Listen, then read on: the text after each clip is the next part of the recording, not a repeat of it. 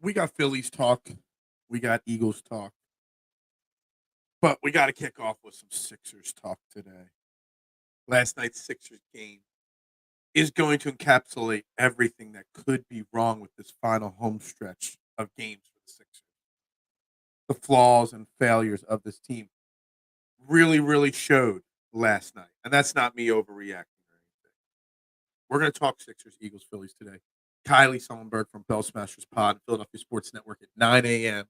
Guys, trending the AM, taking your thoughts and opinions live in 30 seconds.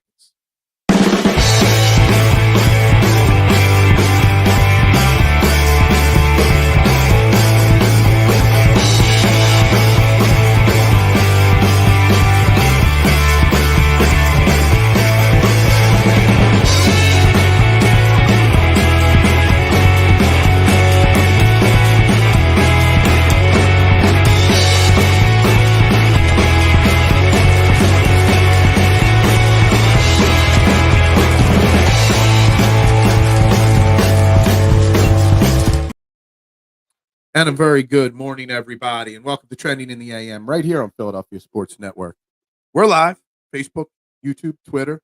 You know the drill. Hit those like, share, subscribe, follow, retweet buttons out. Wherever you are watching, make sure you hit those buttons, any buttons, all buttons, just to make sure you get as many people to find this morning show.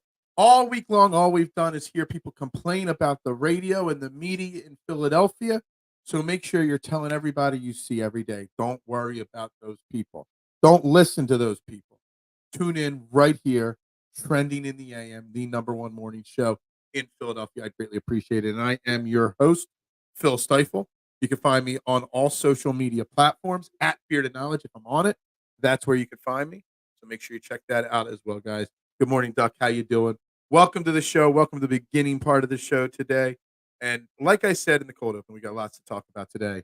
We're going to start a new segment. We've been doing Wednesdays with Justin Crosby for most of the Sixers season. So starting today, we are going to be doing Phillies Phridays. I say that with a Friday spelled with a PH with Kylee. She writes for the Philadelphia Sports Network, Phillies coverage.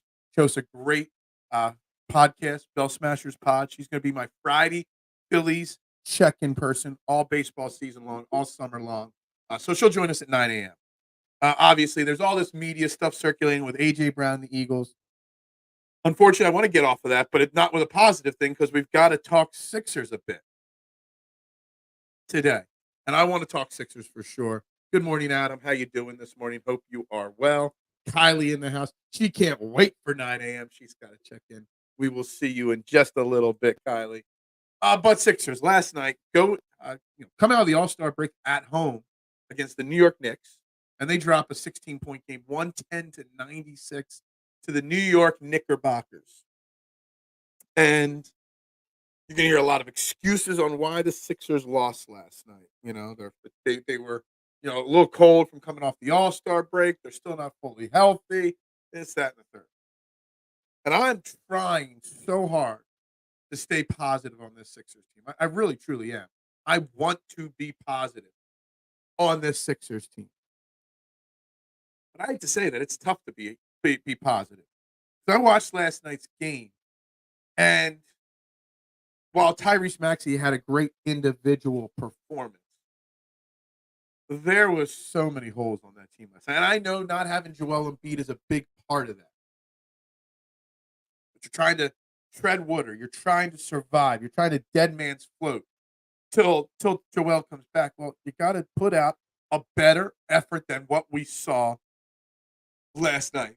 And throughout this opening part of the show, I'm going to call out quite a few people that I think got to do more, have to do more, or we are going to lose a lot more games and win until Joel Embiid comes back. Yes, Adam, Tyrese Maxey had a great game. He put up, 35 points. Let's see. I pull up box score. 6 rebounds, 5 assists. Did have 4 turnovers, which is unlike him. Shot an okay percentage from the field.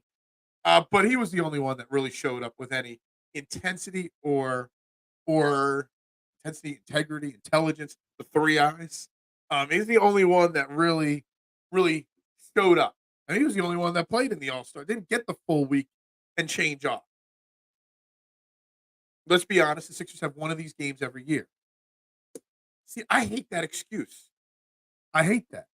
They've had games like this before too, this year. Their first, clunker of a game. And clunkers happen. And I'm not going to stay focused for the Cavs game.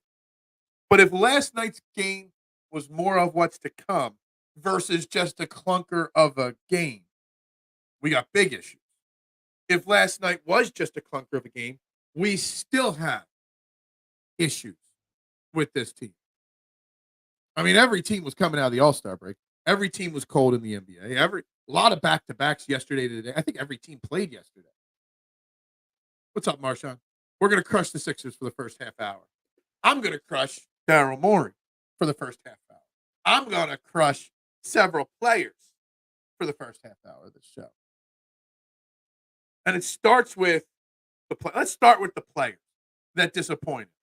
Because Daryl Morey could have improved upon some of these players at the deadline. But he chose not to. Okay? First and foremost, Paul Reed, Tobias Harris, Nicholas Batum. And I know Batum has been injured, hasn't played in like 3-4 weeks. He just didn't look ready to play. But those three starters last night combined for 9 points. You had three starters combined for 9 points last night. Paul Reed and Mo Bamba off the bench, his 5 minutes in the first half, just complete atrocious. The fact that Daryl Morey did not improve the backup center spot with Andre Drummond because he didn't want to include a second round pick to the Bulls for Andre Drummond. And I'm not even saying Andre Drummond is the real deal. But that backup center spot till Joel comes back, it's atrocious. Tobias Harris, the fact that you did not want to trade him to Detroit for Bogdanovich and Burks. Look at what they did last night. Look at what Tobias did. I am the biggest Tobias Harris supporter there is. But there is a time, and that time is now, where it might be time to consider putting Tobias on the bench, making him just part of the rotation and not a starter. Tobias Harris was bad last night. And the Knicks were just as shorthanded and banged up and guys that are new to the team and this and that. Not a good performance from Tobias Harris. And Batum, he may get a slight pass because he's just coming back from a hamstring issue, but still pretty bad. What kind of leader is Tobias Harris? Clearly, he isn't leader by example. Tobias Harris has had probably, in my opinion, his worst season as a Sixer. It's funny. I saw a video of him in the three-point contest back when he was in LA. I didn't even know he was in a three-point contest ever. It was just a funny video that cleared my thing. You watched last night. You could have had Bogdanovich. Instead, you let him go to the Knicks, a team you're chasing in the playoff standing, because you don't want to give up Tobias. Just imagine if you would have gotten Bogdanovich and Burks for Tobias Harris. Bogdanovich would be starting in his place, and Burks would be coming off the bench. Instead of, trying to think of KJ Martin. I know KJ Martin's a young, maybe hopeful player, but he's not 21 minutes a game. He had 6.7 rebounds, and assists, a steal, a block. Yeah, he had an okay game. Only a -1 on the field or on the court. Just think about that. It's bad. Really, really bad. Kyle Lowry, I mean, he had a solid game for his first game with the Philadelphia 76ers. Made like 11 points. He showed that he's got that leadership. He's coach on the court and whatnot. He's slow as can be, in my opinion, at this point. But he's still a really solid basketball player. He was the least of the problem. How about we put it that way? Kyle Lowry was the least of the problems. Tobias was awful. It was. You had to put a lot of A's in there. In fact, I would have probably put a whole row of A's because he was awful. Not awesome, awful last night. Tobias had 7 points and 4 rebounds. Kyle Lowry was better than him. So the question is, does Nick Nurse have the guts to bench him? But even if you bench him, what are you going to do? Start KJ Martin? Kelly Oubre, I guess, but then that hurts your bench. I guess when Melton comes back, tonight or tomorrow, whenever Sixers play. Do they play tonight, the Sixers? I think it's tonight. Maybe Melton starts and you have a very small backcourt and you have a Melton, Heald, Maxey starting trio with Batum and Paul Reed. I don't know. But at this point, playing Tobias Harris more than 20 minutes a game, it's just not productive at all. Detroit wanted Grimes over anything else the 76ers had. Yes, they did want Grimes, but there were a lot of reports, Brett, that they wanted Tobias Harris. And there were many reports out there that Daryl Morey did not want to move on from Tobias Harris under any circumstance. His contract expires. It's going to be funny. I think it was Deebs from EOP, or I forget who it was, or maybe it was Sean Bernard. Both guys have been on the show many times. Put out a tweet that Sixers Nation's going to freak out when Daryl Morey gives him a 3-year, like $50 million extension in the offseason. Harris took more threes in that contest than he did in his last 20 games. Yeah. Well, he made more in that contest. 11 points, 3 assists, and Kyle was barking at everyone for missing rotations. That was some really good, strong leadership. It's tough for a guy, no matter how old you are, how long you've been in the league, to come in and on your first day really take that leadership. Thank you very much, Adam. Muchas gracias. I appreciate it. Thank you. I can't thank you enough for that. Buy Melissa something nice. It's Melissa's birthday today. It's my sweet Penelope's birthday today. So the queen of pizza making in Kennett Square's birthday is today. Come say happy birthday to my beautiful wife, Melissa. And happy birthday to my Penelope. She made it to 13. Her heart's not doing too well, but you know what? She's still a happy girl. So, happy birthday to the two girls in my life. If Lowry didn't get injured, he would have played better. He got banged in the head. Had to get some stitches. Came back. And he's still barking out, taking control. I love it. I crushed the Kyle Lowry pickup, and I was wrong. I'm glad I'm wrong. I hope I'm wrong. Cavs win by 54 tonight. I'll take the under 54 on that line. But if you set it at 40, I'm not sure. Not sure. Adam, MVP. Adam is always my MVP, man. I love the guy. Much appreciated. Wife pace with Embiid, 63 wins. Or win pace without 23. Anyone? Dude, Brett, spot on. 1,000% spot on. Anyone that criticizes Embiid or wants to trade him or says he's not the MVP is just pure insane. Pure insane. That is right. You even spelled my last name right. I like it. Well, yeah, I did compliment Kyle Lowry. I did. You know why? Because he was outside of Tyrese Maxey. He was the only one giving 110% effort on the floor last night. Buddy Hield played a Buddy Hield game. Buddy Hield last night played what I expected Buddy Hield to be when he got here. Buddy Hield, his first couple games, whoa, we saw so much more than I expected of him. And he might not be that great, and he might be better than he was last night, but he had an off game. The intensity wasn't there. Kelly Oubre, you get what you get from Kelly Oubre. Man that runs 110 miles an hour, does some sloppy things, and does some great things. But Kyle Lowry was the second best player on the court for the 76ers last night. And I didn't expect to have to say that. I didn't. And I know we're still not 100%. Batum is still going to take some time to work himself back into things. I mean, he's missed a lot of games this year in general, not just recently.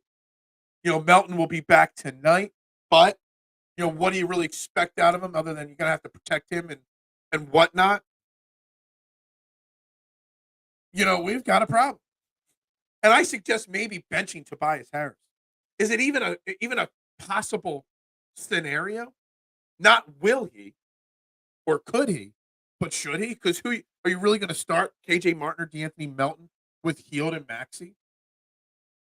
I mean, Nick Nurse spoke before the game yesterday and said that Hield, Melton, Lowry would all be competing for and I think he put Oubre's name, competing for the 5th starting spot.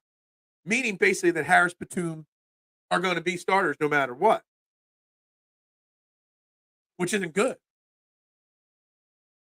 But even if you do bench Tobias Harris, who do you play in his place? You really run with three under 6'5" guards and Maxey, Hield, and Melton with Batum and Paul Reed? You'll have the smallest starting five in the NBA probably in that case.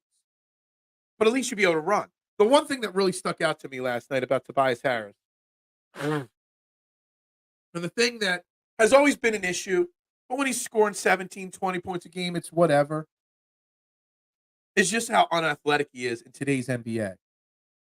Nobody is as unathletic as him. Like, he is a man out of time. I say it. He would have been better suited in a slower, less athletic 80s style basketball. He's just not as, he just can't keep up. Looks like he's running with 2 bricks in his shoes. I don't know. Trade Embiid. Stop. Hold on. This is a perfect time for me to say, stop. Okay? Stop. Stop. Stop. Don't even make the joke. Do I think Embiid will return? I think the plan is for him to return.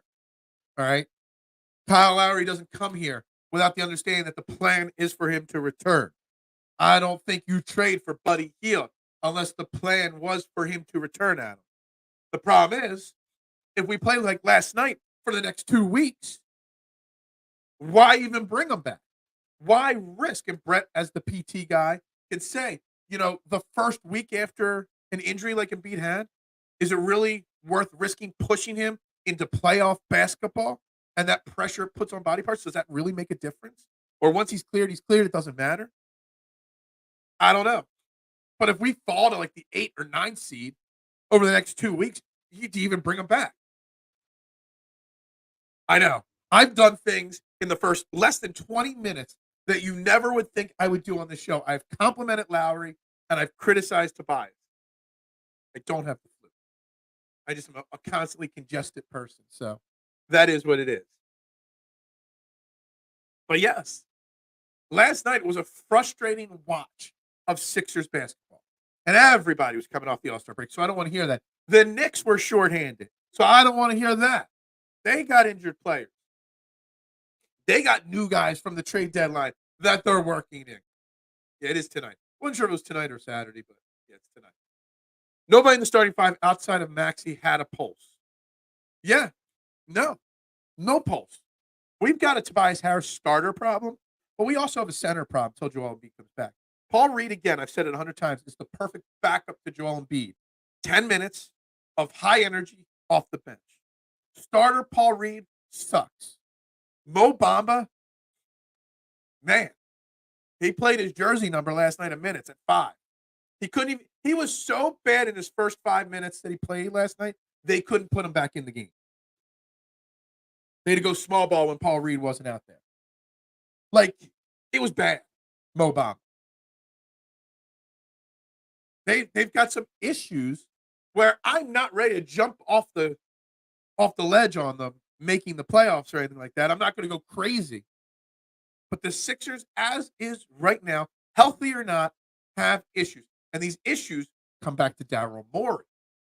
Because Daryl Morey was the one that didn't want to trade Tobias Harris.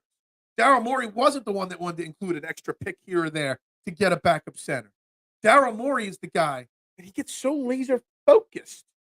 His laser focus was on getting the shooter, he got him, and getting Kyle Lowry in the buyout market. That he ignored everything else that was wrong. And it comes down to it. When Daryl Morey puts his blinders on for one thing, he blocks out the other one. It's like those blinders that horses wear when they're doing it. That's Daryl Morey. Why not start 3 guards? We suck at rebounding anyway. Yeah, the only thing that I disagree with the starting 3 guards is if it works and it gets into a rhythm, and it might, and I think they should. My concern would be when Joel Embiid comes back, that they won't be. It'll be another. They're going to transition to 3 guards, and Joel Embiid comes back, and they'll have to transition back to 2 guards. I don't know. I think they want to keep some form of a certain type of playing style. Maybe if that makes sense, I don't know. Tobias processing speed is Pentium 2. It's like AOL dial-up. I hear, that's what I hear when he gets the ball. He's trying to process it on a dial-up modem. Sounds like Joel is returning. I think we see a video of him in 2 weeks since he's already in the building. That is the plan. That is the expectation. The question is, should he? And the question is, if we go on a big losing run here, say we lose 4 of the next 6 games, 5 of the next 7 games, we fall to 6, 7 in the standings, is it even worth bringing them back? Or you just pack it in and hope for next season? All we ever do is hope for next season. Embiid shouldn't return. Rest up, big fella. You're not returned to anything worth saving. I mean, this is what I'm basically hinting at. It was a schedule loss. Oh, Adam, you saved the day with the super chat, and then you bring up something that's going to make me pissed off and sad. It's hard to know without that exact procedure, but seems like they had a small fix. So they run him through simulated games, and if he's fine, he plays. Okay, and that's fine. Putting him at risk, if he's clear, he's clear, I guess is the way I'm looking at it. Are the Sixers in just bad shape as the Eagles? I don't know who's worse right now, the Eagles or the Sixers. Right now, the 2 best teams in Philadelphia, or the 2 teams we're most confident in Philadelphia, are the Phillies and the Flyers. And stay tuned, 30 minutes or so. Kylee joining us to talk Friday Phillies here on Philadelphia Sports Network, Training the AM. Who's the worst player on the Sixers, Tobias or Mo Bamba? I actually have to say Tobias. Physically, stand them next to each other. Their skill sets, Mo Bamba. But Mo Bamba is the 3rd center on this team, 2nd right now, and making pennies. Tobias Harris is making $35 million. So you got to say Tobias Harris is the worst player. If you encapsulate everything, Tobias Harris is still a good basketball player. But in this scenario, in this situation, on this team that needs their $35 million man to step up and play some basketball, he flat out stinks. He had the worst plus-minus on the Sixers last night. He took 9 shots. He got blocked casually. He's just terrible last night. But last night was just an encapsulation of what you get every other game from Tobias Harris. Right now, we can't have every other game good Tobias Harris, bad Tobias Harris. We need Tobias Harris to be the man every night right now. We've routinely been down by 20 points, process activity. Dude, great. Everyone's compliment. Great job coming back from being down 22 at halftime and making it a game. And I think they got it to 6 at one point in the 4th quarter. Great job on the comeback. This ain't the process Sixers. There's no pat on the backs anymore. I don't care who's hurt, who's not hurt, who's out there, who's not out there. This is not the process Sixers anymore. There's no moral victories anymore. Yeah, you came back and made a game of it, but you also let yourself get down 20 points. And that's pathetic. Danny Green running down the court was awful too. Danny Green ran with his hands hanging on his side all the time. Both, man. Yeah, both are pretty awful. Both are at the bottom of the barrel right now. If it's fixed, it's fixed. If it's still having issues, then surgery failed. Gotcha. That actually is a great way to phrase it. If it's fixed, it's fixed. Waiting another week doesn't change whether if you're cleared and you wait a week or you're cleared and you play, it doesn't really matter. That's a great way to put it right there. Knicks blew our doors off twice at home, and last night the Knicks were undermanned. The Knicks were undermanned worse than the Sixers last night. They at least showed some fight. You heard their coach show some fight when he dropped an F-bomb on live TV last night. Tobias Harris, second highest paid player. Embiid will miss 30 games and still have more to contribute to. Absolutely. 50% healthy Joel Embiid is better than him. Kyle Lowry had the best plus-minus with a +4. Yeah, I mean, I was on offense. I know he had 11 points, and he had that great first bucket, the reverse layup, but I felt like it was in slow motion. And every time on defense, I felt like it was in slow motion. But he's such a smart, experienced basketball player, and I kind of forgot that. In my opinion, Kyle Lowry's still old and slow and borderline washed at this point, but he was the only one trying out there. He's the only one that put effort outside of Maxey on the court. 6 games since Joel was hurt, Tobias had only had 18-plus points twice. Not good enough. Not good enough from your second highest paid player on the team. I know you're here.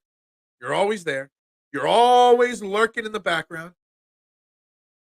Leave Tobias in the locker room, please. He sucks. He truly is horrid. He is hard bred, terrible. He is processed days atrocious.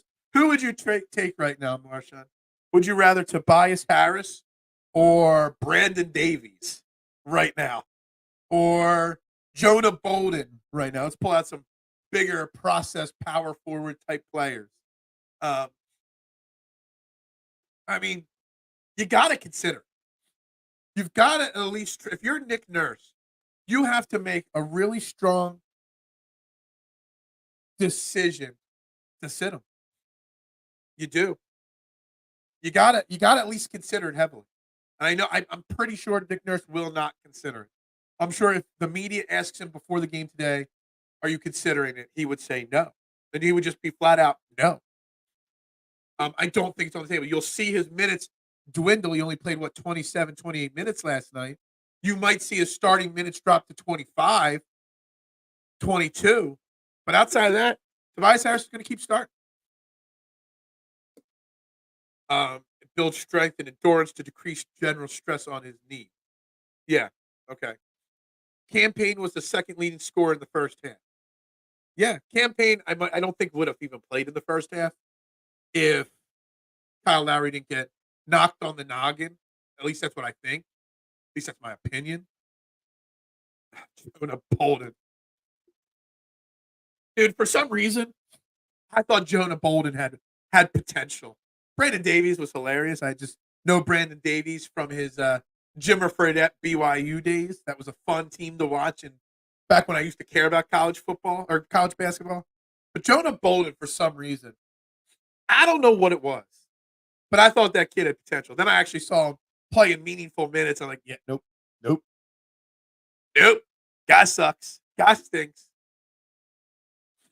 Man. What place is 76ers? They're in the 5 seat.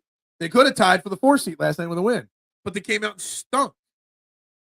Would you rather have Tobias Harris or, dude, I would love to be able to break out my Scott Hive. I have a ugly Christmas sweater. And it's the Scott Hive. Man, is Mike Scott even in basketball right now? He's got to be retired by now. How long is Joel? Joel might be back with 3 or 4 games left in the season. Rather Jahlil Okafor than Tobias Harris. Give me Andres Nokun. I can't say that name. Then Harris. Give me present day Ilyasova. Then Harris. Give me Lavoy Allen. You're really digging into your bag of tricks for Lavoy Allen. He was a Temple product, wasn't he? Danny Granger. Out of all these names, you named some good names here. And Jahlil Okafor, he was one of my biggest misses in life. I know I said Carson Wentz was elite, but man, I thought Jahlil Okafor was the second coming of, offensively speaking, of Hakeem Olajuwon. That man, his rookie year, had some of the quickest feet quickest first move with his feet I've ever seen from a big man. He was bad. But Lavoy Allen, man, how did he even get in the NBA? Jeremy Grant, absolutely. I thought they should consider trading for him at the deadline. They didn't. Jeremy Grant, of all the process players, probably has turned into probably one of the best careers. Ever tried to sell old ball cards? No. They're worthless baseball cards right now. 76ers are in purgatory. They are. Purgatory is actually a really, really great way to describe the Sixers. Mike Scott, so he's still playing. He's in France. Parlez-vous français? That's all I know in French. Oui, oui. That's all I know French-wise. But Mike Scott's still playing. Well, okay, so he's not in France. Is he in Puerto Rico? It's not where in the world is Carmen Santiago. It's where in the world is Mike Scott. We got one saying France, one saying the other side of the world in Puerto Rico. I don't know. Give me KJ McDaniel. Rookie Jeremy Grant. Give me Tony Bradley. Danielle Marshall. We're just going to name every single process Sixer that played here now. KJ McDaniel, man. Everybody was hyped about KJ McDaniel because he had one big dunk in a game. Like a big slam dunk on a breakaway. And everyone's like, this guy's the next coming. Yeah, he never really had anything. I doubt he's in the NBA anymore. But man, this Sixers team. Like, what has to happen? Let me get off the box score here. I know what the schedule is over the next couple days with the Cavs tonight and the Bucks and the Celtics and stuff. But then you got the Hornets and you got the Mavs, the Nets, the Grizz, the Pelicans, a couple more Knicks games. That's tough back to back against the Knicks, both in New York. Wow. That's a weird schedule. The 10th and the 12th at Madison Square Garden against the Knicks. You just go up there, you stay for a couple days, but it's just weird that, it's like that. But anyway, how many games do we have to lose, or how far do we have to fall? Let's look at this right now. 1-4, 1-8, 3-8. We are 3-10. 3-10 in our last 13 games. How bad do we have to fall? How many more games do we have to lose versus wins before Nick Nurse takes a chance with benching Tobias Harris and maybe bumping somebody in the starting line, whether it's KJ Martin or Melton or whatever? How bad does it have to get before it gets better? That's the question. KJ McDaniel had his mom speaking out for him like Judy Bagwell did for Buff. Buff's the stuff, my man. Give me Todd McCullough. Todd McCullough, side note, was an all-pro. Why can't I think of it? Player, the game, pinball player, all-pro pinball player. Todd McCullough. He was actually a pretty good radio guy back when Todd McGinnis had a side partner too. Over Paul Reed, Matt Geiger. Matt Geiger was great. Derrick McKee, Stephen Hunter, Eric Montross. The big man. Didn't he just pass away recently, Eric Montross? Do we at least own our first round pick? Maybe if we miss the playoffs, we get a borderline lottery pick. I don't know. You're the pick expert. We own our first, Marshawn. Okay. Buff. And I'm the stuff. I love Buff. I thought he was hilarious, man. Yeah. Thanks, Doc. Exactly. You guys like my Buff Bagwell? I can't really drop down to a knee like he would while I'm sitting here, but yeah, you get what I'm doing here. But what else does Doc? What else does Nick Rivers? I'm calling him Doc Nurse and Nick Rivers. What in the holy hell is wrong with me this morning? Doc Nurse and Nick Rivers. That might be the worst one. That's worse than Aqua Bowman, who on an Eagles note, the Eagles made a huge move yesterday and re-signed Aqua Bowman to another one-year deal. That's funny. I could say Aqua Bowman for another year. Brian Skinner. We're literally naming every single Sixer from the process here. Thanks, Marshawn, for all these trips down memory lane. Kenny Thomas, man. He was one of those early trades that Sam Hinkie made to get rid of for more assets and stuff like that. It's Friday. That's what happened to you. Yeah. Nick Rivers, man. That's what happens on Fridays. I can't be like that on Fridays. I need to be on my A game on Fridays. I own a pizza shop. Come check me out. I was in the lab yesterday, the pizza lab. Made a pierogi pizza yesterday for today. Special this weekend. We'll see how it sells. Maybe it'll be a regular current thing. I don't know. But a pierogi pizza today. So I need to be on my A game. Plus, it's Melissa's birthday. So I got to try to make her work a little bit less on her birthday. No, she's got to work. Sorry. I've taken off for her birthday plenty of times. We love Aqua. He's sticking around. Extra sauce. I'm still stuck on the whole Nick Rivers thing that I just said. So I don't know how to respond to that. It's amazing, the pierogi pizza. Amazing. Okay. I made a 12-inch medium cut into 8 slices, and I ate 5 slices yesterday for lunch. Pizza with pierogi ingredients, with pierogies on top. No pierogies on top. I just did a little garlic butter down. I did some mashed potatoes, some fried onions, a mix of mozzarella and cheddar cheese, a little sour cream on the side. I'm going to try it again today. I'm going to recommend people add a little bacon or steak or jalapenos to it. Upcharge, I like to upcharge people. Evan Turner and his broken jump shot. Would you take Evan Turner and or Michael Carter Williams? Michael Carter Williams at least was tall enough. He could play the 4, give you some rebounding. Evan Turner still thinks he's the best Sixer of all time. I loved Evan Turner too. I love the guys that everybody hates on. That was like the worst draft class ever. John Wall 1, Evan Turner 2. Man, make that year make sense. Potatoes on pizza. You got to try it, Adam. I know you will. It's fantastic pizza. Add kraut and sour cream. We're putting the sour cream on the side for it. I did fried onions instead of sauerkraut. I hate cooking sour. I hate cooking cabbage. I hate the smell of sauerkraut. I do. It makes you want to gag. It really does. Give me Michael Carter Williams from his rookie year. Dude, I was so hyped over Michael Carter Williams.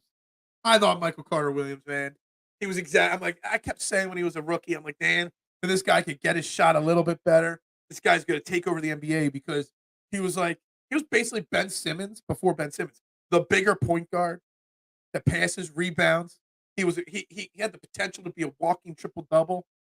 Played solid defense because of his length, but then after that rookie year, man, boom, hit a brick wall. Was rookie Michael Carter Williams greater than the entire career of Sixers Ben Simmons? Yes, 1,000% yes. Rookie Michael Carter Williams could run circles, even right now. I don't know, is Michael Carter Williams in even basketball? Could run circles about Ben Simmons right now. That's pathetic. It's pathetic that's where we're at right now. Scott O'Neal turned Josh Harris against Hinkie because Sam traded Michael Carter Williams after season. Ticket pamphlet went out. Such a stupid team. Oh, man. Yes. Yes. Hold on. We're doing all these wrestling references. I can do the yes. Yes. Yes. Michael Carter Williams is greater than Ben Simmons. I mean, it's plain as day. Yeah. Dude, it hits me 2 or 3 times every year on Facebook memories. I love going through my Facebook memories and finding out where I was spot on or deadly wrong on. And 2 or 3 times a year, and next time it comes up, I'll share it. And I have a couple Facebook posts, this was before I was on Twitter, of how hyped I was about Michael Carter Williams. There's a couple about Michael Carter Williams, and there's one that pops up every year about Jaleel Okafor. And they kill me. Every time I see him, I'm like, what was I thinking? What was I thinking? Michael Carter Williams, I mean, Adam's got all the connections down in Mexico basketball leagues and Puerto Rican basketball leagues. Last played for the Mexico team. Man. Oh, man, that's crazy. You disrespect the Stiefel name. Take what you said back about kraut. Sauerkraut's not a Stiefel thing. It's a Polish thing. I'm not Polish. I'm Italian and then German. My wife's Polish. She loves her kraut. Me, not so much. The smell of it. I eat with, it's not just taste to me when I eat. It's smell, it's texture, and taste. And the smell of sauerkraut just makes me want to vomit. It really does. I remember 2014 Media Day, the Sixers Big 3 photo. Oh, man. I got to find that picture. MCW, Nerlens Noel, and Joel Embiid. I like Nerlens Noel, and he's actually had a pretty solid career. But, man, we had all the hype there with all that length on that team. I spent hundreds on late 90s ball cards. Now I can't get. Yeah. They suck. Baseball cards are worthless, man. Kraut is a dirty business. It is. K1 coming in late with a hot comment like that. K1 missing out that I even complimented the Flyers earlier in the show. Power rank the 5 Philadelphia sports teams right now in just who's the best, who you have the most confidence in going forward. As a fan, you got to put the Phillies and Flyers 1, 2. Union 3, Eagles 4, Sixers. The confidence level power rankings in Philadelphia right now. Who would have thought the Eagles would be 4 and the Sixers would be 5? And how those two teams would be 1 or 2. Nerlens was only good with Ish Smith at the point guard. And are we literally trying to name every 76er from 2013 to like 2016 right now? I think Marshawn's named about 70% of them so far today. Tell her to break a leg. Honestly, completely out of left field, TMC, but you're kind of spot on. I always laugh at that saying. Always do. They want them to be in. They basically want them to break a leg so they can take their job. Basically, Phillies, Flyers, Wings, and Union. So you bumped one of the other teams out of the top 5.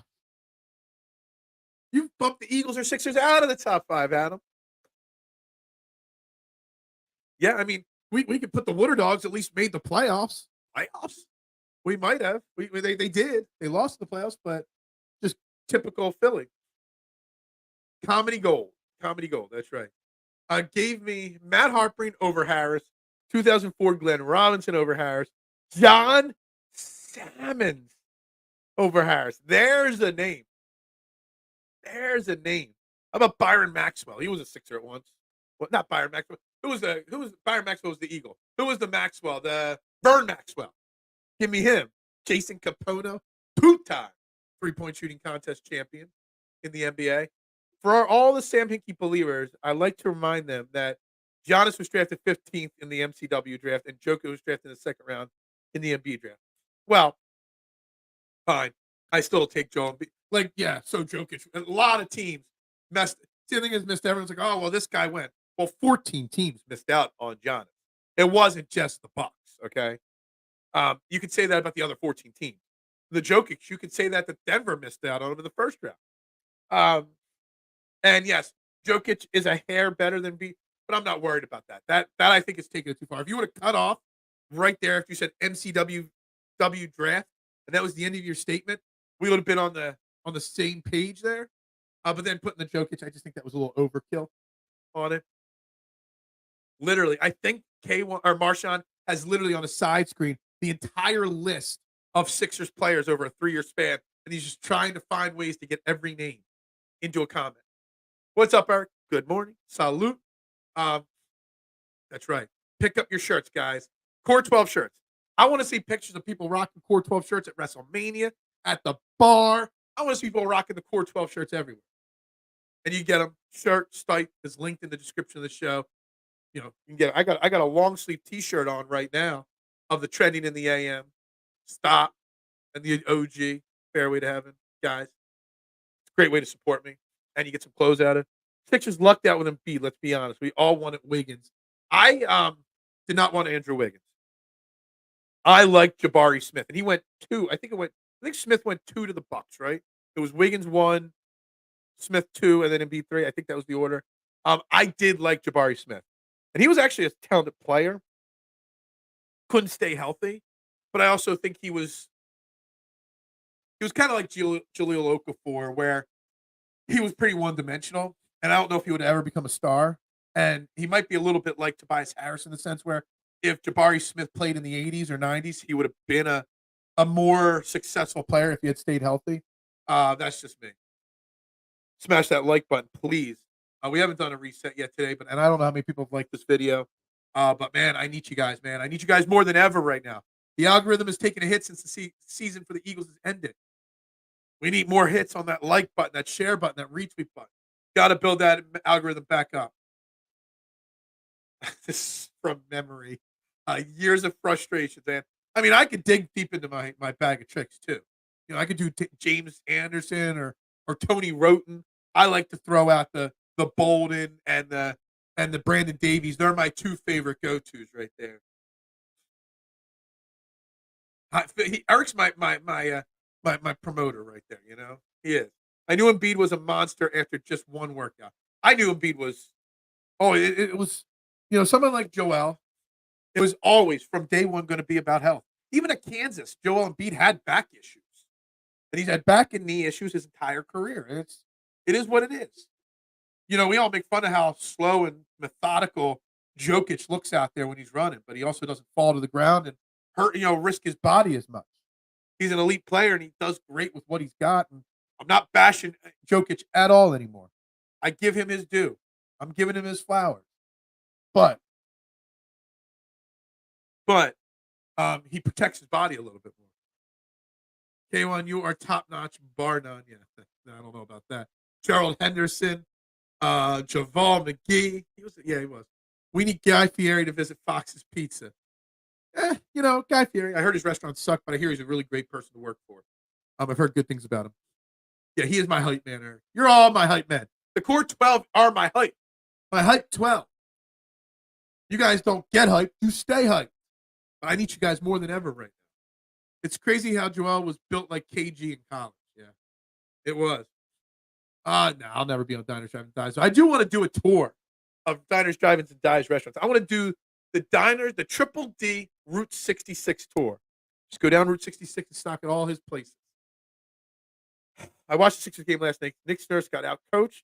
The Knicks knew every play before it happened. That's an interesting way to look at it. We've talked about Harris being bad last night, Mo Bamba, Paul Reed. But Nick Nurse, did he get out coached last night? The possibility. I wasn't really paying attention to the coaching aspect of it last night, mister. But that gives me something to look out for tonight. Interesting. I like the way you're putting it a little differently there. I do.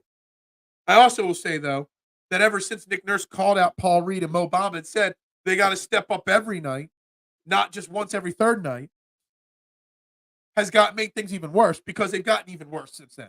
You would think one of them would have stepped up and grabbed the brass ring.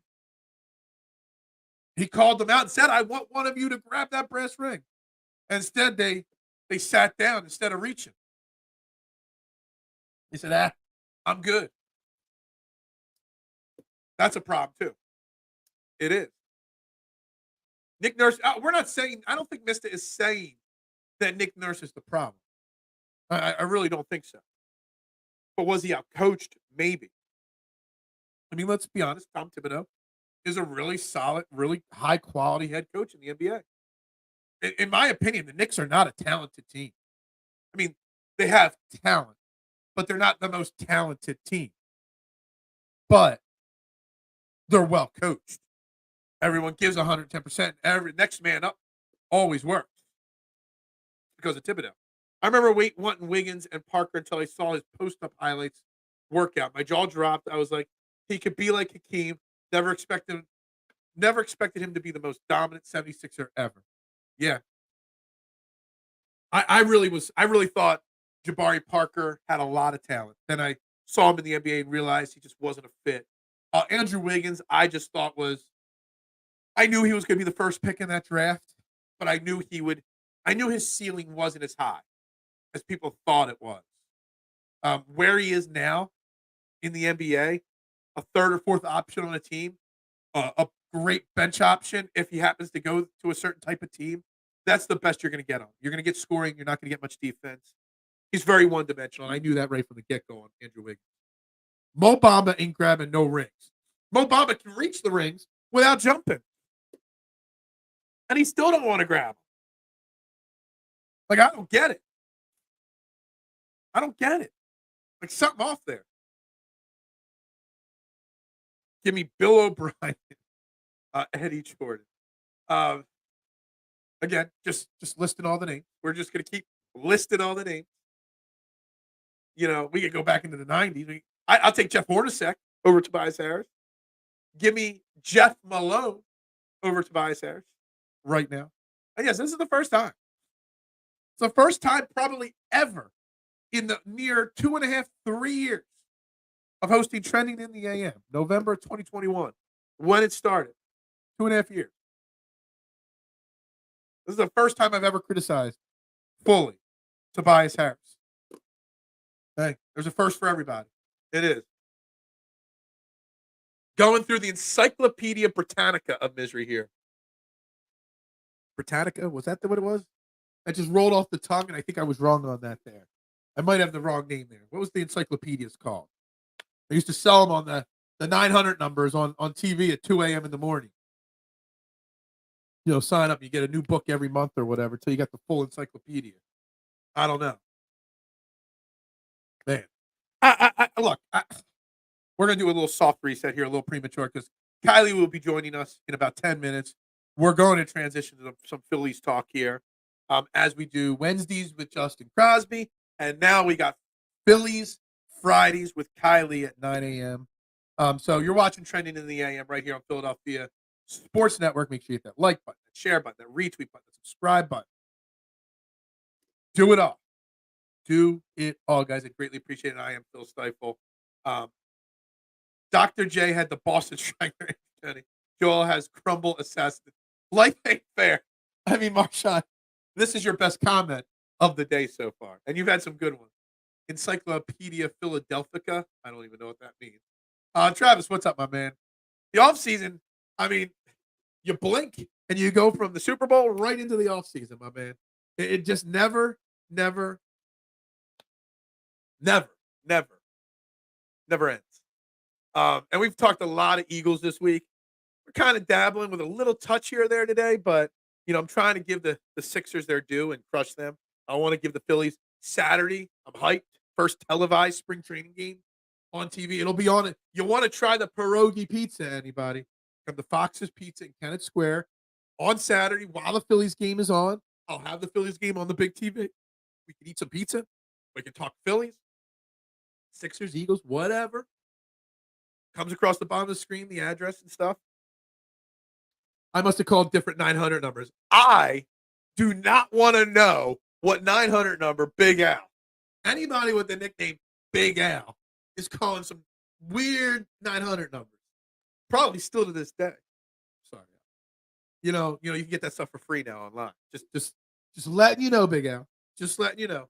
That's why there's a reason why I clicked the "No, this video is not for kids" thing when I set up this show. I see guys like Mo Bamba signed. It's just another reason why I can't rock with Maury. Yeah, all right, so you want to sign Mo Bamba as your third center? All right, I got it.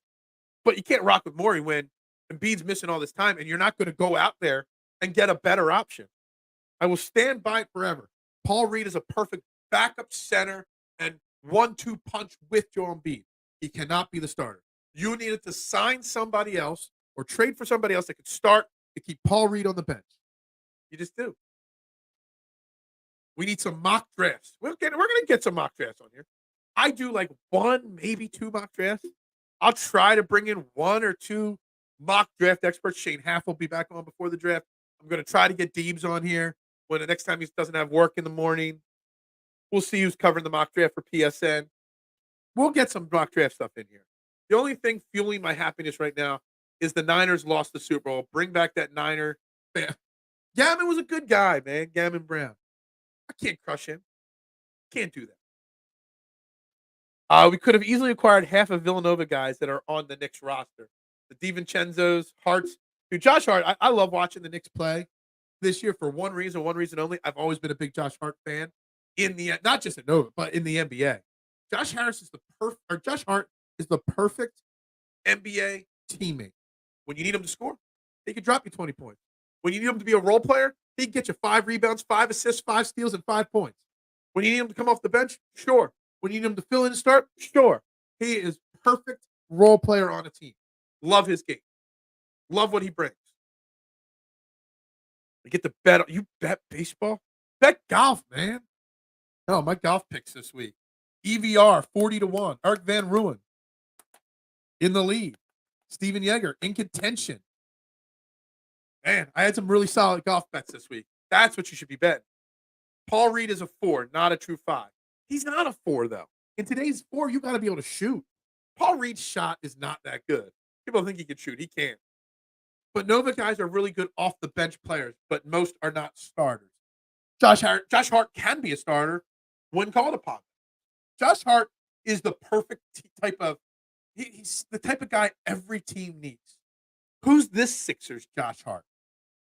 We don't have a Josh Hart type on this team. A guy that can do everything. Jack of all trades.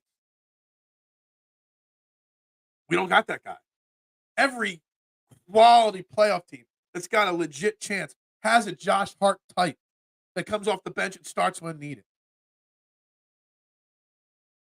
Phil claims his golf pick's solid on the week. There's no fair way to have it. But I put him out there on social media. Sorry. Got things going on this week. We'll be back next week, Tuesday night. Don't worry. I won't make you skip 2. But I put him out there. My DraftKings lineups, I put him out there. My bets, I bet Pendrith, who stunk yesterday. Rogers, who was okay yesterday. Actually, I think Rogers made a charge yesterday. EVR was my top play. Toasty and Yeager. Yeager stunk, I think, yesterday. Pendrith was the one that really killed me yesterday. That was killed. No fairway. Denied. I put a little block up there on you on that one. It is what it is. Guys, who I don't even know what to say anymore. I don't. I don't know what to say anymore about the Sixers team.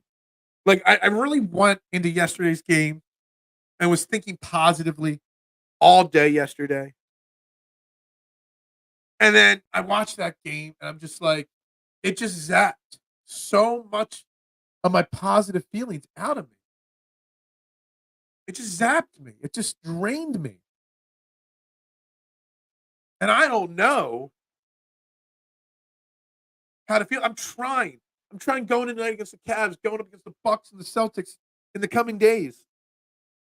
I'm trying to keep that positivity. I am.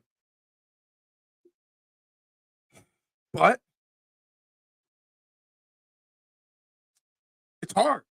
It really is. We didn't need them as stars. We have Maxey, Healed, Oubre, Harris, and Embiid. Well, Harris shouldn't be a starter. How many stars we need? We need role players. Well, you had a chance to go get Bogdanovich and Burks for your bench. You had a chance. All you had to do was give up Tobias Harris. Bogdanovich would have started last night since we're shorthanded. Burks would have come off the bench. If you switch that and you win that trade and you get those guys, Sixers beat the Knicks last night, not the Knicks beating the Sixers. You let a team competing with beat you out on a very much needed trade because you didn't want to give up Tobias Harris. Daryl Morey is the root of the problem here. He is. And while this is the first time I've ever criticized Tobias Harris, this is not the first time I've ever criticized Daryl Morey. At some point, all of Sixers Nation will be on board with me in saying that Daryl Morey is the problem. We will never complete the process. We will never win a title with Daryl Morey making the decisions. I'm just saying. I don't care if Joel Embiid comes back. Yeah, we're going to get hyped. He comes back. We're going to make a run. Sure. This team is so flawed in so many different areas. It just is. Sixers talk, algo, wrecked.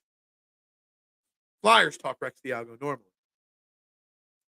The whole algo's been wrecked for like a week and a half now. I had to go back like 12 days the last time I had over 200 views on a trending in the AM show on YouTube. You know, Facebook and Twitter. I have different things and all. But I mainly check that YouTube video count. We've been hovering between like 85 and like 110 for like 2 weeks, man. Killing me. We were averaging between like 180 and like 250 for like 6 months, with some shows in the 300-400. But lately, maybe my effort is up in there. Maybe it's my fault, guys. All right. So joining me now on the I Have No Sponsor hotline, the start of Friday with Phillies with Kylie Sullenberg. Kylie, good morning. Welcome back to Trending in the AM. And how you doing this morning? Good morning. I am fantastic. How are you? I am fantastic. For those that don't know, Kylie writes Phillies for Philadelphia Sports Network. She also hosts a great Phillies podcast called Bell Smashers Pod. And you, Jen, and Haley, you do a fantastic job with it. So I'm excited to get this going. We've been doing Wednesdays, Sixers talk, Phillies Fridays. I think it's got a good ring to it. Camp started, spring training started. We got our first spring training game today, first televised game tomorrow. Initial overview, big picture feeling. How are you feeling about this Phillies team as, the unofficial start to the season gets started this weekend? It's this team. They're running it back. So I'm not quite sure how to feel about it. Running it back with the team that still hasn't gotten over the hump, but they still, a healthy Bryce Harper, hopefully, Trey Turner, hopefully is second half Trey Turner, not the Trey Turner that was batting 230. Hopefully stock continues to improve. Hopefully Bohm, he's improved every year since 2021. So hopefully that trend continues. Castellanos and Schwarber are just going to be who they are. They're going to do exactly what we need them to do. So I feel like our lineup is set. It's the rotation that's kind of like Sanchez was good. Mm-hmm. But as a fifth starter, I'm not 100% sold yet. Okay. Is there so it's funny you bring up the rotation and it's one of their weaknesses because a lot of people are talking about the bullpen as being the problem. And you got Nola, you've got Wheeler at the top of the line at the rotation. Ranger Suarez, we still got to see Ranger Suarez stay healthy for an entire year. Taiwan Walker is a big question mark. And then you bring up Chris Sanchez. Like, it's kind of concerning that you hear all the talking about the bullpen or the lineup and who's going to be this or that. And, Dave Dombrowski may have made a mistake by not improving. I know there's a few bigger names out there, but Dave Dombrowski and John Middleton have spoken in the last week or so and basically said that their job's done. They're not doing anything else. Is that a mistake, or do you think that's maybe a little smoke to maybe bring in maybe a Montgomery or a Snell on a 1 year, or a cheaper deal than what they're looking for? I will never put anything past Dombrowski. I'm sure he's always trying to cook up ways to improve the entire roster. But I like when they said they're going to get ready for a trade deadline move. That is something that's going to be really interesting. Notice the players who are going to be free agents next year or in 2 years, or maybe a team that signed, a 1-year deal like a Aroldis Chapman who signed with the Pirates. Right. And if they don't do anything, just like when he signed with the Royals, they'll trade him at the trade deadline to a contender. Something like that, I wouldn't be surprised. But the way they worded it, I could also see them going after a big name that they can extend right away. Because they offered over $325 million for Yamamoto. Yeah. They're going to spend. Yeah. Does that hear in that report that they offered the biggest contract to Yamamoto? Like, a lot of people are upset about that. I'm actually I kind of feel like good about that because I know that Middleton and Dombrowski have realized they're going to keep spending. They're going to do what it takes. You hear Middleton say, "I want my bleeping trophy back." I believe it by hearing that. So to anything, the Yamamoto thing is kind of uplifting to an extent to me. Yeah, I absolutely find it more uplifting than anything because Yamamoto was never projected to come to Philly, ever. Right. It was always going to be LA or New York, and that was it. But I just thought LA. It was one of the LA teams, and that would maybe Seattle. A lot of those guys, they love to play on the West Coast to start their career in the U.S. I mean, it's just the way it is. To see that they were a sleeper team and offered the most money, they're serious about it. So that's the way I took it. That's the way I'm gonna take it because that's just you can't get everybody. No. Like, do you think some of these things with the pitching and the team itself, that some of the injuries that this team has faced, mainly Andrew Painter and some other things and some slower development of some players, that they really by this point thought that Painter, Abel, McGreary, some of these minor league guys, even Rojas to an extent, would be further along in their development because, yes, you can't sign every $300 million player. Sometimes you need some young homegrown guys, and there are more homegrown guys than people realize on this team, but they kind of need it. Like their plan over the last 2 or 3 years was to get to this year with some of these young guns up here ready to go. And whether it was injuries or stunted growth, that kind of made them have to pivot and they weren't prepared for it. I think they were expecting McGarry to be different. Okay. This far along. He hit over 40 home runs. Yeah. Yeah. He hit over 40 home runs. But I think everybody expected McGarry to be a little farther along. Yeah. I mean, now I hear that a little farther along. McGarry, now they're talking about moving him into the pen versus a starting. That's how much he's slowed development. Is that right? That's what I've heard.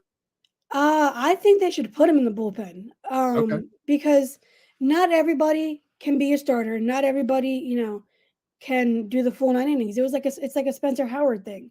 Different kind of pitcher, but it's the same scenario where, Spencer Howard couldn't go more than 3 innings. Put him in the bullpen. Yeah. He was where we great have a for lot of about 2 to weaknesses to 3 innings. begin with at this point. Tim checking in. What's up, my man? Painter, Abel, etc.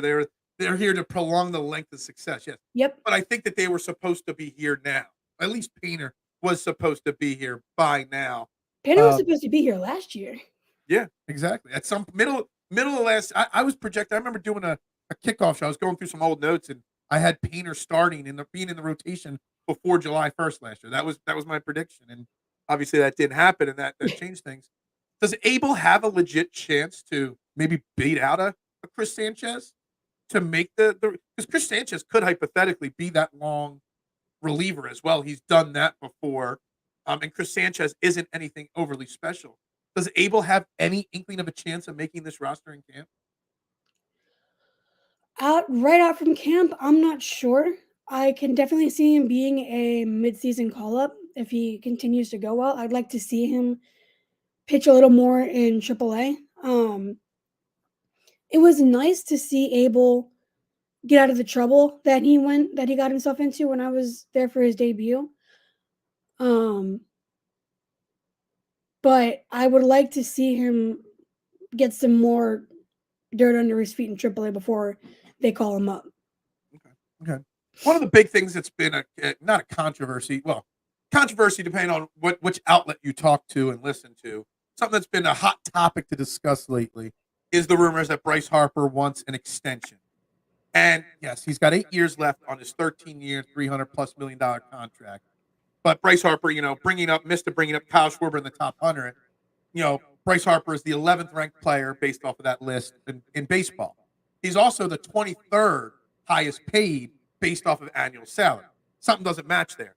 Kylie, I'm on board that I have no problem with what Bryce Harper's asking for. It's not like he's making it a priority. It's not like he's holding out from showing up. He's there doing his work. He's just got his agent, and he's being honest that, I'm underpaid. I would like a little extra security. I'd like you to I'd say top it off, like you top off your coffee cup at a diner. Just top off the contract at the back end, and I think it's something that, he's not going to be elite at the time he gets to that top off, but I'm okay with it. Where do you stand on the Bryce Harper wants an extension in year 4 of a 13-year deal? What Bryce Harper has done for this organization, he's catapulted them at least 10 years. Yeah. At least. And I mean, we wouldn't have JT Realmuto without him. They wouldn't have Trey Turner, Castellanos, Schwarber. They wouldn't have so many of these guys. Who knows if they even sign Wheeler? Yeah. So I mean, he is the guy that's he's carried this organization on his back. And like I said it the second they signed him that I was shocked that the deal was so cheap.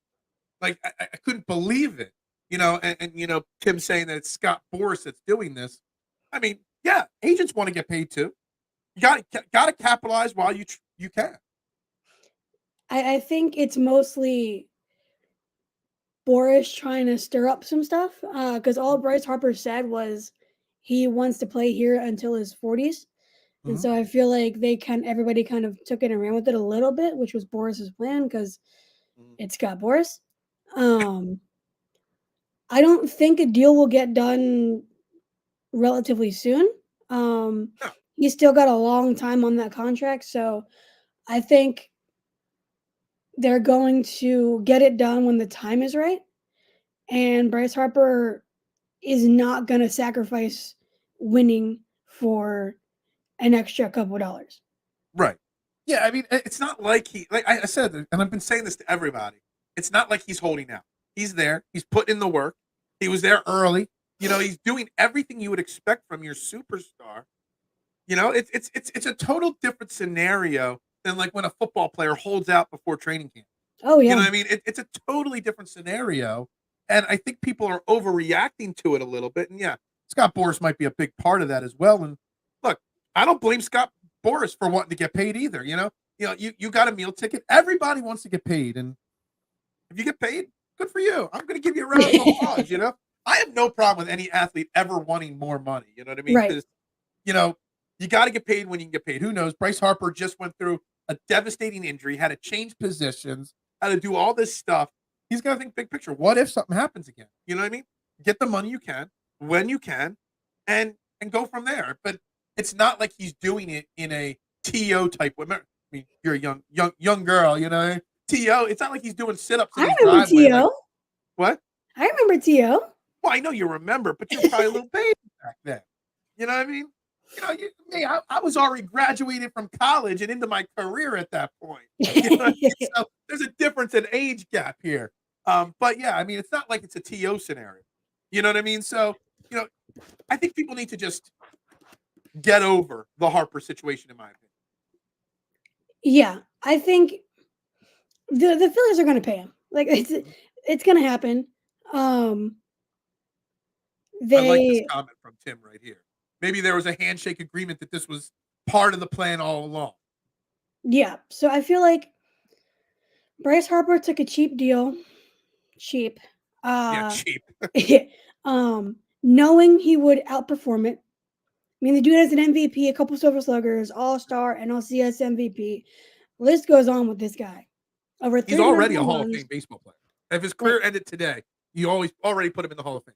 Oh, yeah, for sure. Yeah. So, knowing he would outperform that and knowing the kind of organization he was signing to and knowing the fan base he was about to play for, I feel like knowing all of this, he could not only get the owner, well, especially since Middleton said he underpaid him. Mm-hmm. That just shot himself in the foot right there. Tim is firing away on the comments here on Twitter, and everybody watching on Twitter, remember, you can comment on Twitter now. So click the video box, and it opens up a chat box just like Tim's doing here. Breakout star for this team, Bohm, 290, 25, 110. I mean, it's not out of the realm of possibility because he hit 20 home runs last year and hit, 90 RBIs? So it's not out of the realm of possibility. I think the thing with him, Tim, and I'll ask Kylie in a second here, is the fact that he's set and locked in one position this year. He's not going bouncing back and forth, trying to figure out all different things.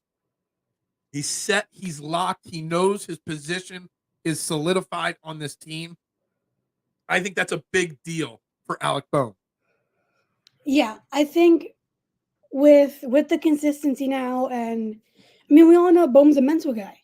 Yeah, when the mentals are right, everything's going good. So I think with the consistency at third base and, everything is consistent this year. The same players at the same positions pretty much. Mm-hmm. So I said Bohm's going to hit 25 home runs. And I never thought Bohm was going to be much more than a 25 home run guy. I always thought he could drive at 100 RBIs. But I always said Bohm could be a 300-plus hitter for a full season. I think he's got a 300 batting average in him without a doubt. Even 310, 315 potentially. That's just what I see in Alec Bohm. I see Rojas being the breakout star.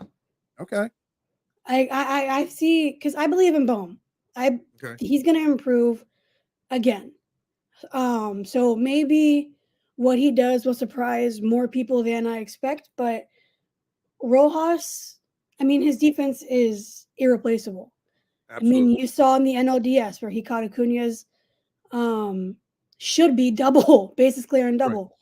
Right. But it was a pop out. So if he just gets to hit around 260 and get into maybe double-digit home runs, he's going to be huge. Yeah, absolutely. I'm going to give you a different one because since Tim brought up the breakout star, I'm going to give you the guy that I think can solve a lot of the Phillies' problems. It's not a breakout per se.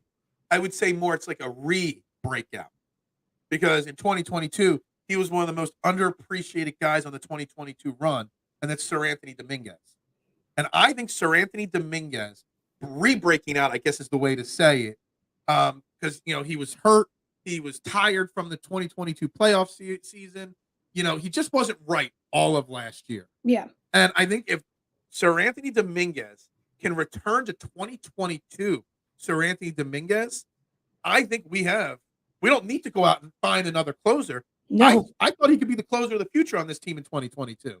Dominguez, to me, is the key breakout or re-breakout guy that can help push us back to the World Series, because then you could keep Alvarado in that swing, high leverage situation. Then you don't have to put Kirk Green in undue pressure where he's not ready for yet. Like, it really, Dominguez in 2022 right now on this team makes the rest of the bullpen line perfectly up. And then all those other starting rotation issues get solved and everything else. Dominguez, to me, is the re-breakout star for me in 2024, at least in an importance meter. Yeah, I mean, if Sir Anthony, if he can get back to even a little bit like I love it. I love it. I loved him. So if he can even get back, if he can get back to 2022 format, I mean, this bullpen is virtually unhittable. Yeah, absolutely.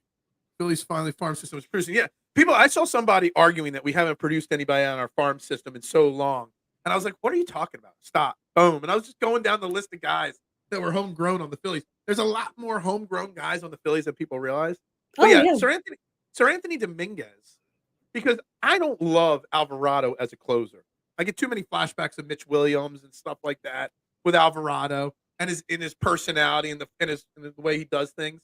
I think Alvarado's perfect as that high leverage guy. You bring him in to get the key outs in the 6th, 7th, 8th inning, whenever. And then as a closer, he works, but I don't know. Getting Dominguez to be that lockdown closer, I don't know. To me, that puts the Phillies over the top. That makes so many things so much better. I don't know if he can do it or not, but I think, it would be a major key to success for this team. So then here's the thing. If they see Sir Anthony being that guy, should they re-sign Lorenzen to help with Sanchez? Because Lorenzen, he had 2 good games with the Phillies, and then kind of fell off. But think about him being with the Phillies the entire season.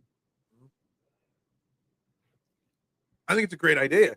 I didn't even know he was still available out there at this point. He is. The problem with Lorenzen last year was that when he got to the Phillies at the deadline, he had already almost matched his career high in innings pitched in the season. Yeah. And I think it was when he threw the no-hitter, or right before he threw the no-hitter, he had already matched his career high. And he went for 2 more months. The guy was gassed. And I said that the second we traded for him. Well, no, the second we traded for him, I said, who's this? And then I started diving into his numbers. I'm like, this guy might be good for a week or two, but he's going to be gassed really quickly. And you saw it last year. He's had an off season. He's rested. I love the idea. If he's the only other move we make before the season starts, I'd be on board with that. Oh yeah. I mean, you obviously want Montgomery or Snell, but I mean, well, yeah, that's not going to happen. It just doesn't seem logical that would happen. Lorenzen, long relief and spot starts is a plus for his team. Absolutely agree with you. We did make one signing last week, week or so ago, Whit Merrifield. I keep wanting to say Whit Mayfield, but Whit Merrifield.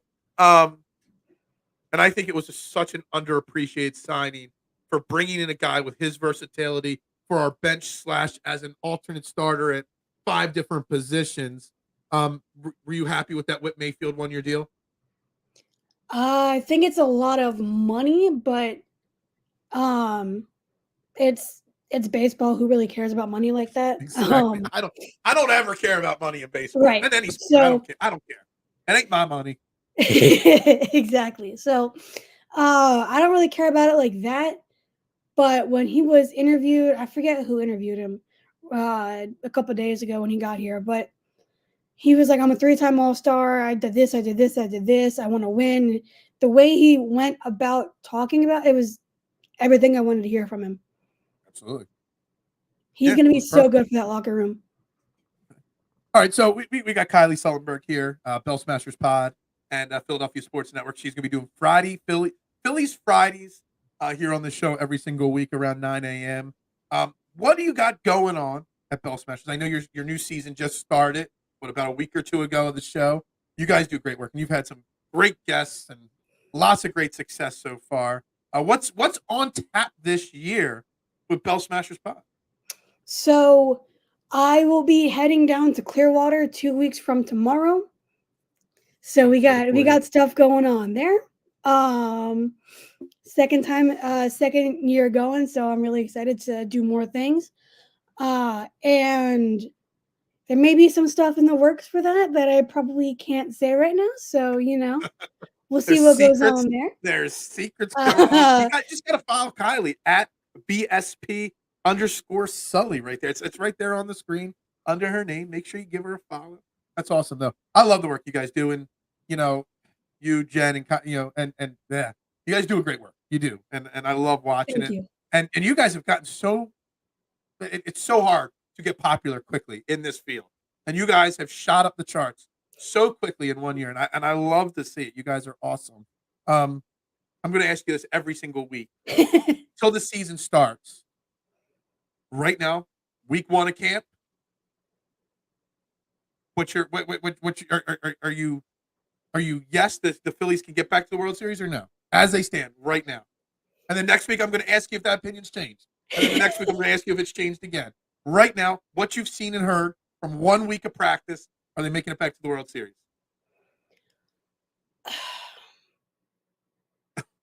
They can, but do I see it happening with the way they're constructed right now? Probably not.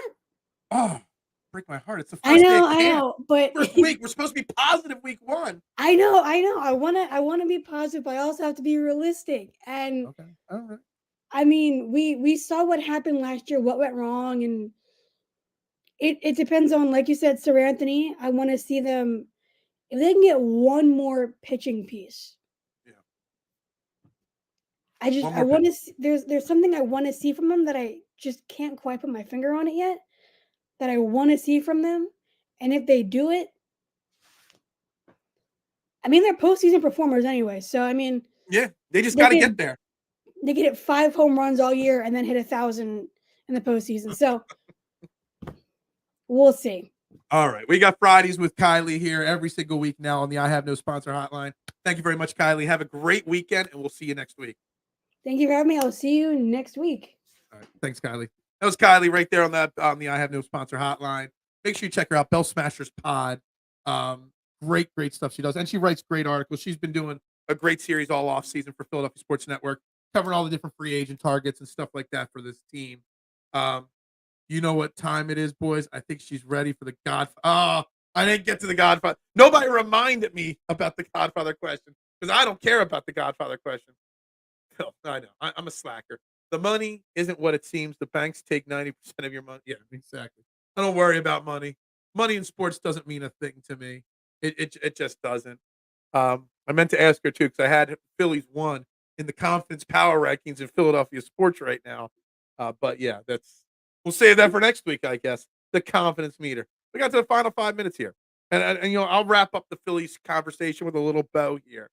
I'm going to try my best this year during the Philly season. And, we're going to talk Phillies throughout the entire season, throughout the entire summer. Yeah.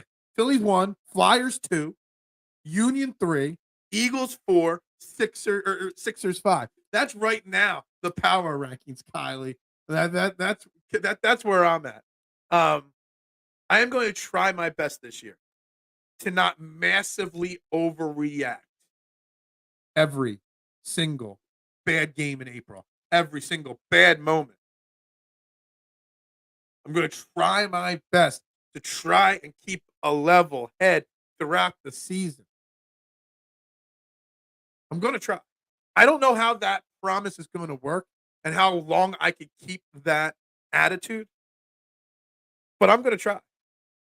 Killing my Sixers. Dude, you can't be positive on the Sixers after last night.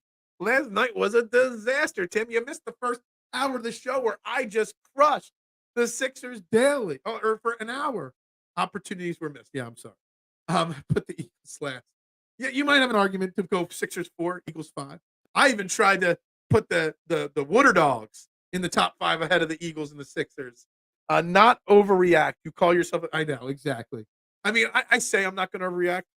When Kyle Schwarber goes 0 for 20 in the leadoff spot over 4 games, I'm going to try not to overreact. But we all know, Tim, at some point, if you've been following me long enough, you know that that's all I do is overreact to every single game. I'm putting the Sixers as the worst team in the city right now after last night's game. Talk about overreacting. That is overreacting right there. That is what I do. Hell, I used to call Monday shows Overreaction Monday. I got to bring that back. Today is kind of like an overreaction show. Sixers got to shock the world. Eagles drop the ball. Eagles are dropping something. I don't know. I don't even know what. I've completely avoided today as much as I can the Eagles. I really have. The Eagles have been a frustrating topic this week. They really have. So I've tried my best. I focused on the Sixers, the Phillies. I dabbled with a touch of the Flyers today. I made some wrestling references. I tried to stay away. Because this AJ Brown, all the drama circulating, Chris Cartoon. Hey, I'm just over it right now. I've been out on them after Embiid got hurt. I said they might miss 40 wins. Man, that would be dreadful if they didn't get the 40 wins. They got what? They're 53 games into the or 55 games in the season. So that means they got 27 games left. And they're 32 wins. So 27 they'd have to get 8 wins to get to 40. Wow. Could you imagine if they didn't get to 40 wins? That'd be a bad stretch. I'm writing my article for tonight. I have to control what I write. Yeah. They're the worst right now, no question. They're cooked without Joel. Yeah. So what's the deal with AJ? I've been stupid busy. He might be tweeting about the team and bad things and locker room issues. His account might have been hacked, but yet it might not have been hacked. But it might have been hacked, but it might not have been hacked. I don't know.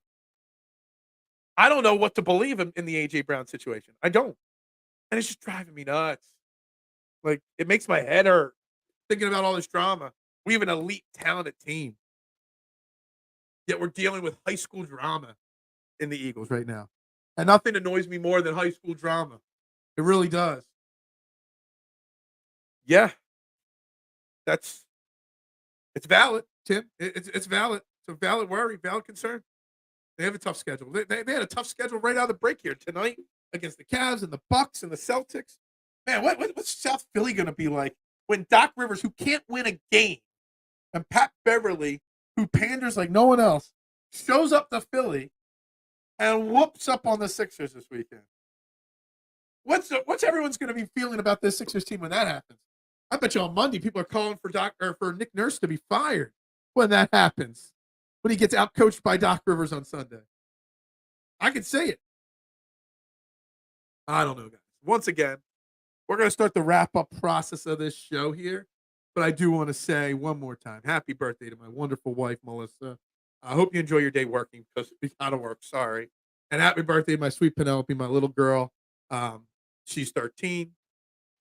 She's my adopted Penelope. She's a dog. I don't want you to think I got kids or anything, guys. But Penelope and my wife, Melissa, their birthdays today. So happy birthday to them. Very, very appreciative of them. Love them dearly. They play 17 of their final 28 games against really good teams. Yeah. I've said it. Their schedule of the Sixers is difficult. Tim, we got to link up, man. I got to get you on the show. I could do a full 90 minutes with you doing anything, talking all these topics. We're going to have to link up and figure out a day for you to come on here. I have no more guests scheduled other than Justin on Wednesday and Kylee on Fridays in the next couple weeks. We got to get you on here. But anyway, everybody have a great Friday. Everybody have a great weekend. Make sure you come see me at Fox's Pizza this weekend if you want to watch the Phillies tomorrow. If you want to talk sports and have a great lunch or dinner, come see me. We'll be back next week. Who knows what the agenda will be? I'm sure we'll be overreacting to the Sixers on Monday. We'll see what happens with the Eagles this weekend. We'll see what the Phillies put out this weekend. We'll be back. We'll be back on Monday. We'll have a lot of fun. At least the Sixers will get a top 10 pick in the draft. Next week, yeah. Let's get it done. Let's get it done, Tim. Anyway, guys, with that, make sure you hit like, share, subscribe, follow, retweet, whatever, wherever you're watching. Everybody have a great weekend. For Philadelphia Sports Network, I am Phil Stiefel, and we will see you on Monday. And even though we didn't talk them today, let's go Birds.